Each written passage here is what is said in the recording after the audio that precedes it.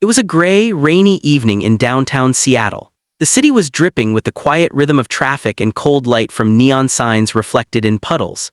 Inside a small family diner, the smell of fresh coffee and grilled sandwiches floated through the air.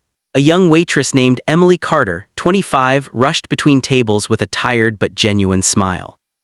Her sneakers were worn out and her apron had a few faded stains that even the washing machine had given up on. But Emily didn't complain.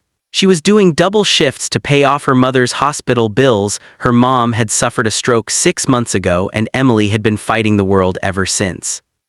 Despite her exhaustion, Emily had a way of making every customer feel seen, a quick smile here, a refill there, a small joke for the lonely ones sitting by themselves.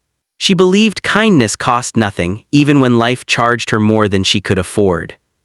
That night, near closing time, the door chimed and in walked a man who didn't quite belong in a diner like this. He wore a tailored charcoal suit, Italian shoes, and a watch that could pay off Emily's rent for a year. His expression was calm, maybe a little cold, and his presence filled the room without a word. Emily greeted him like she did everyone else. "Good evening, sir, just one tonight." He nodded, sitting at a corner booth by the window. "Yes, just one." His name was Nathaniel Cole, CEO of Cole Enterprises, one of the biggest tech companies in the city. A billionaire known in business circles for being brilliant, demanding, and impossibly private. What no one knew was that tonight he wasn't here just for dinner, he was here for something else. Nathaniel had recently taken over the struggling diner chain his company had invested in. This very place was one of them. And he had a habit of testing his employees in ways no one expected. He wanted to know what kind of people worked for him, not on paper but in their hearts. Emily brought his menu, smiling softly. "Our special tonight is the homemade chicken soup. It's good for the soul, especially on nights like this." He studied her face, noticing the tired eyes but the warmth behind them. "Then I'll have that," he said quietly. As she walked away, Nathaniel watched the way she moved, quick but careful, never missing a customer's need. When an old man spilled his coffee, she rushed over without a second thought, wiping the table, replacing the cup, and refusing to charge him again. No manager was watching, no one was recording, she was just kind. When his meal came, Nathaniel ate in silence. It was simple but comforting, just like the place itself. When Emily came back to clear the dishes, he reached for his wallet and paused. He patted his pockets, then frowned. "Ah, I'm sorry, I think I forgot my card in my car," he murmured. "Could I pay later?" Emily froze. It was late. The register was closing soon. Most waitresses would panic or call the manager. But she didn't. She looked at him for a moment, reading something in his face, maybe embarrassment, maybe honesty. "That's okay," she said softly. "Don't worry about it." He looked up surprised. "Really, you don't even know me?"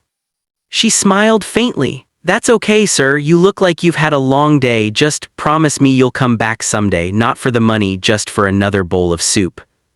Nathaniel stared at her, speechless. He had expected irritation, judgment, or even a lecture, not this, not grace. He nodded slowly. "I promise." When he left, Emily sighed. The $12 meal wasn't much, but it was the only tip she wouldn't get paid for tonight. Still, she didn't regret it. She wiped down the table and whispered to herself, "Maybe he needed that more than I did." What she didn't know was that Nathaniel sat in his black car outside the diner for 20 minutes afterward, watching her lock the doors, turn off the lights, and disappear into the cold rain with her umbrella half broken. Something stirred in him that hadn't moved in years. The next morning, Emily arrived for her shift and froze. The diner was unusually crowded, the staff buzzing like bees, and sitting at the same corner booth was the man from last night. But this time, he wasn't alone. There were cameras, a few men in suits, and the manager nearly fainting. "Emily," he called, waving her over nervously. "This is Mr. Cole, the CEO." Emily blinked, confused. "CCO of what?" Nathaniel smiled gently. "Of this place, well, technically of the company that owns it." The room went silent. Emily's cheeks turned red. She opened her mouth, then closed it. "I owe you $12, Nathaniel said softly, "and something much more." He stood, pulling out his sleek black card this time, setting it on the counter. "You see, I didn't forget my card. I wanted to see what kind of person you were when no one was watching." Emily's eyes widened. You mean you were testing me? He nodded. Yes, but I wasn't expecting to be tested in return. His voice cracked just slightly. I forgot what kindness looked like when it didn't come with an invoice. Everyone stared, the other waitresses, the manager, even the customers. But Nathaniel wasn't putting on a show. His eyes glistened with something real. He reached into his briefcase and pulled out an envelope. Inside is something I want you to have. A scholarship for your mother's medical treatment and a management position at the new branch we're opening downtown. You've earned it. Emily's hand trembled as she took the envelope. Sir, I can't. I didn't do anything special.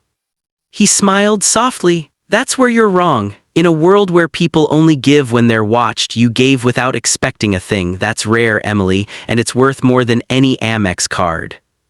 Tears welled up in her eyes, and to everyone's surprise, his too. In that moment, the billionaire and the waitress weren't separated by wealth or power. They were just two souls who had reminded each other what it meant to be human. Weeks later, Emily's mother was in recovery, her smile returning bit by bit. Emily had moved up as assistant manager, helping others just as she'd always done. And Nathaniel visited often, not as a CEO, but as a friend. Sometimes he'd just sit in that same corner booth, order the same soup, and quietly leave a note under his bowl.